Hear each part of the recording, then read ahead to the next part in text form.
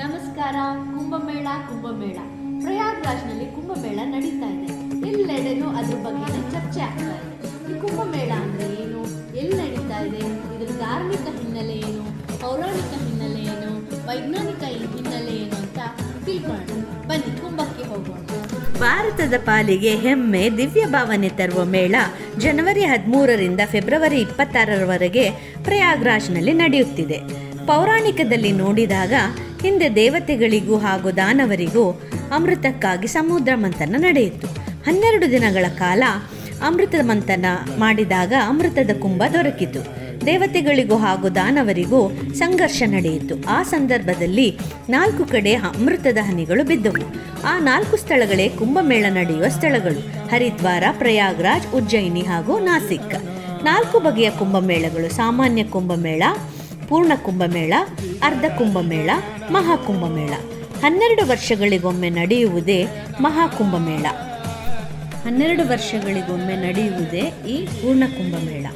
ಈ 12 ವರ್ಷಗಳಿಗೊಮ್ಮೆ ನಡೆಯುವ ಪೂರ್ಣ ಕುಂಭಮೇಳ 12 ಬಾರಿ ನಡೆದಾಗ 144 ವರ್ಷಕ್ಕಾಗುತ್ತದೆ. 144 ವರ್ಷಗಳ ನಂತರ ಬರುವುದೇ ಈ ಮಹಾಕುಂಭಮೇಳ. 140 ವರ್ಷಗಳಿಗೊಮ್ಮೆ ಬರುವುದರಿಂದ ನಮ್ಮ ಜೀವನದಲ್ಲಿ ಇದು ಕೇವಲ ಒಮ್ಮೆ ಮಾತ್ರ ಸಿಗುವಂತಹ ಅವಕಾಶ. ಈ 2025ನೇ ಮಹಾಕುಂಭಮೇಳ ಪ್ರಯಾಗ್ರಾಜ್ನ ತ್ರಿವೇಣಿ ಸಂಗಮದಲ್ಲಿ ಪವಿತ್ರಳಾದಂತಹ ಗಂಗಾ, ಯಮುನಾ, ಸರಸ್ವತಿ ತೀರದಲ್ಲಿ ನಡೆಯುತ್ತಿದೆ. ಸಾಧ್ಯವಾದರೆ ಈ ಮಹಾಕುಂಭಮೇಳಕ್ಕೆ ಹೋಗಿ ಬನ್ನಿ. ಈ ಮಹಾಕುಂಭಮೇಳಕ್ಕೆ ಅನೇಕ ಧಾರ್ಮಿಕ ಗುರುಗಳು, ಸಂತರು, ಅಗೋರಿ ಬಾಬಾಗಳು, ನಾಗಸಾಧುಗಳು ಆಗಮಿಸುತ್ತಾರೆ. ಶಾಹಿ ಸ್ನಾನ ಮಾಡುತ್ತಾರೆ. ಇವರಲ್ಲಿ ಅನೇಕರು ಹಿಮಾಲಯದ ತಪ್ಪಲಿನಲ್ಲಿ, ಧಾರ್ಮಿಕ ಸ್ಥಳಗಳಲ್ಲಿ ಕಠಿಣ ತಪಸ್ಸನ್ನಾಚರಿಸಿ ಲೌಕಿಕ ಜೀವನದಿಂದ ಮುಕ್ತರಾಗಿರುತ್ತಾರೆ ಹಾಗೂ ಪುಣ್ಯ ಸಂಪಾದನೆ ಮಾಡಿರುತ್ತಾರೆ. ಶಾಹಿ ಸ್ನಾನ ಮಾಡುವ ದಿನಗಳು ಜನವರಿ 13 ಪುಷ್ಯ ಪೂರ್ಣಿಮೆ, ಜನವರಿ 14 ಮಕರ ಸಂಕ್ರಾಂತಿ, ಇವೆರಡೂ ಆಗಿದೆ. ಜನವರಿ 29 ಬರ್ತಾ ಇದೆ, ಮೌನಿ ಅಮಾವಾಸ್ಯೆ. ಫೆಬ್ರವರಿ 3 ಬಸಂತ ಪಂಚಮಿ, ಫೆಬ್ರವರಿ 12 ಮಾಗಿ ಹುಣ್ಣಿಮೆ ಹಾಗೂ ಫೆಬ್ರವರಿ 26 ಕೊನೆಯ ದಿನ ಮಹಾಶಿವರಾತ್ರಿ.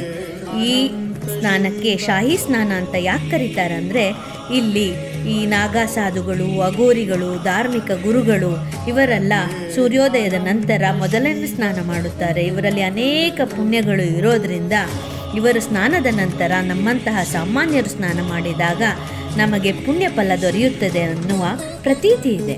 44 ದಿನಗಳ ಕಾಲ ನಡೆಯುವ ಈ ಮಹಾಕುಂಭಮೇಳಕ್ಕೆ 45 ಕೋಟಿಗೂ ಹೆಚ್ಚು ಜನ ಭಾಗಿಯಾಗುವ ನಿರೀಕ್ಷೆ ಇದೆ. ಇಷ್ಟೊಂದು ಜನಸಾಗರ ಸೇರುವುದು ಇಡೀ ಪ್ರಪಂಚದಲ್ಲಿ ಯಾವುದೇ ಕಾರ್ಯಕ್ರಮವಿಲ್ಲ. ಅಂತಹ ಕಾರ್ಯಕ್ರಮ ನಮ್ಮ ಪ್ರಯಾಗ್ರಾಜ್ನಲ್ಲಿ ನಡೆಯುತ್ತಿದೆ ಎಂದರೆ ಹೆಮ್ಮೆಯ ವಿಷಯ. 45 ಕೋಟಿ ಎಂದರೆ ರಷ್ಯಾ ದೇಶದ ಜನಸಂಖ್ಯೆಯ 3 ಪಟ್ಟು. 8ನೇ ಶತಮಾನದಲ್ಲಿ ಆದಿಶಂಕರಾಚಾರ್ಯರು ಸಾಧು ಸಂತರನ್ನು ಒಗ್ಗೂಡಿಸಿ ಕುಂಭಮೇಳದಲ್ಲಿ ಅಖಾಡವನ್ನು ಸ್ಥಾಪಿಸಿದರು. ಈಗಲೂ ಸಹ ಕುಂಭಮೇಳದಲ್ಲಿ 3 ವಿಧದ 13 ಅಖಾಡಗಳು ನಡೆಯುತ್ತದೆ.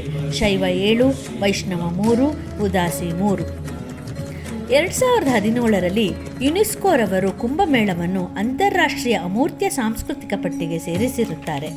ಇನ್ನು ಸೌರಮಂಡಲದ ಬಗ್ಗೆ ವಿಚಾರಣೆ ಮಾಡಿದಾಗ ಸೂರ್ಯ, ಚಂದ್ರ, ಗುರುಗ್ರಹ.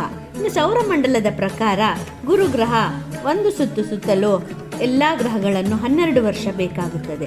ಗುರುಗ್ರಹ ವೃಷಭ ರಾಶಿಗೆ ಬಂದಾಗ 12 ವರ್ಷದಲ್ಲಿ ಪ್ರಯಾಗ್ರಾಜ್ನಲ್ಲಿ ಕುಂಭಮೇಳ ನಡೆಯುತ್ತದೆ.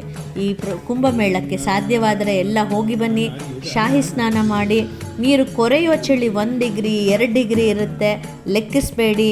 ಅಲ್ಲಿ ಹೋಗಿ ಸ್ನಾನ ಮಾಡಿ, ಈ ನಾಗಸಾಧುಗಳನ್ನು ದರ್ಶನ ಮಾಡಿ. ಅನೇಕ ಸೆಕ್ಟರ್ಗಳಿರುತ್ತೆ, ಸರಿಯಾಗಿ ತಿಳ್ಕೊಂಡು ನೀವು ಯಾವ ಸೆಕ್ಟರ್ಗೆ ಹೋಗಬೇಕೋ ಹೋಗಿ.